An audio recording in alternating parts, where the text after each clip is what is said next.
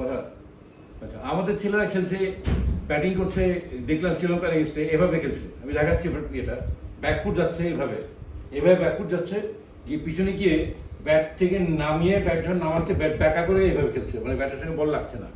এটা কি কারেক্ট হলো? এটা কারেক্ট না। কারেক্ট কোনটা? প্রথম হলো পিভটিং বলে একটা কথা আছে, পায়ের পায়ের পিভটিং।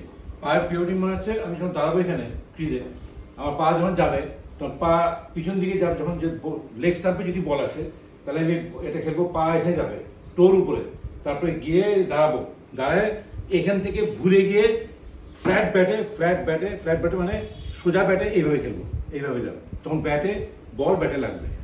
কিন্তু আমাদের ছেলেরা যেটা করছে এখানে গিয়ে ফ্ল্যাট পা একদম ফ্ল্যাট করে এইভাবে খেলছে, এইভাবে। এটা কোনো শর্ট হলো না। আমি যেটা বললাম কারেক্ট শট, সেটা হচ্ছে বল যদি লেগ স্টাম্পে আসে তাহলে আমাকে যেতে হবে এভাবে, এভাবে পিছনে গিয়ে এইভাবে গিয়ে ঘুরে তারপরে ব্যাট সোজা এনে এভাবে খেলতে হবে, তাহলে ব্যাটে বল লাগবে। কিন্তু আমাদের ছেলেরা হচ্ছে না। আরেকটা জিনিস যেটা বলছি সেটা পিভটিং। পিভটিং মানে হচ্ছে আমি যখন খেলবো এখানে, পা যখন পিছনে যাবে পায়ের উপর ভর করে পায়ের উপরে উঠতে হবে।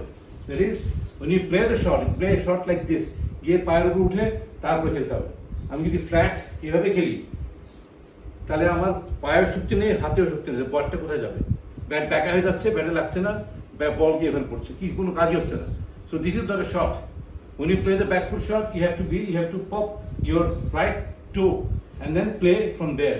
Right toe going up like this and play from here, like this. So the shot will be like this.